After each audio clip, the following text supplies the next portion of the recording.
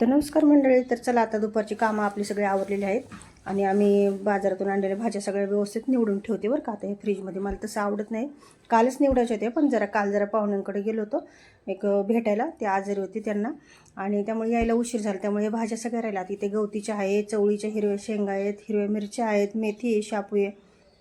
आता मी मेथी वगैरे व्यवस्थित करून ठेवली. आता फक्त हे चवळीचे शेंगा आणि गवती चहा मी कट करून ठेवत आहे मस्तपैकी, असा बारीक कट करून. चहा पावडरचे छोटा एक डबा असतो आपला, त्याच्यामध्ये भरून मी फ्रीजमध्ये ठेवते.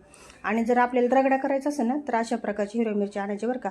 अशा पोपटी कलरच्या, अशा काळपट हिरव्या मिरच्या आणायच्या नाही, कारण की त्याने ना रगडा तिखट होतो आणि ह्याने रगडा तिखट होत नाही.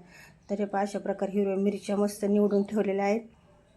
इथे शापूची भाजी, इथे चवळीच्या शेंगा, पण ह्याला खूप वेळ लागतो बरं का. ह्या चवळीच्या शेंगाचं तर फार आवड, याला वेळच लागतो, पण आमच्या आहूंना खूप आवडतात, त्यामुळे मी आणत असते बाजारातून. तर चला, अशा प्रकारे शापू पण व्यवस्थित नीट करून ठेवलेली आहे. इकडे मेथी नीट करून ठेवलेले, इकडे आपल्या गवतीच्या आपण बारीक कात्रीने कट करून ठेवलेला आहे आणि तो पण आता मी कायच्या छोट्या डब्यामध्ये भरून ठेवते. इथे गवतीच्या अशा प्रकारे. आणि मक्याचे कणीस आहेत, हे पण मी सोलून ठेवणार आहे. पण काय झालं आहे, मला नेमका उशीर झालेले.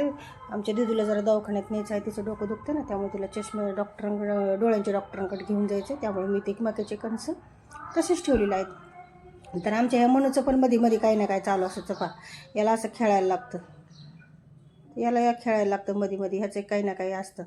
तर चला, अशा प्रकारे आता भाज्या बिज्या सगळे व्यवस्थित करून ठेवले. चला, आता मी दवाखान्यात जाणार आहे. हे भाज्या कॅरीबॅगमध्ये भरून ठेवले आहेत. इथे मुलांना पेरू दिलेला आहे मस्त कट करून, त्यांना भूक लागली होती. आणि इथे चिवडा, पेरू आणि सगळ्यांना दिले नाश्त्याला मुलांना, आणि त्यांना पण चहा ठेवलेला आहे मस्तपैकी. चहा, चिवडा, पेरू असं अशा प्रकारे संध्याकाळचा नाश्ता करणार आहे.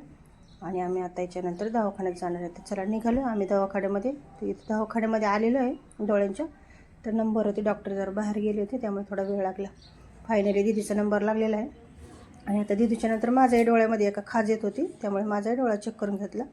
आणि अशा प्रकारे गोळ्या औषधे घेऊन आम्ही आलेलो आहोत घरी. तर चला, आता आपले संध्याकाळचा आपला गॅस आपल्याला आवाज देतो आहे, तर स्वयंपाक करायचा आहे. तर बाय सर्वांना, भेटूया पुढच्या व्हिडिओमध्ये.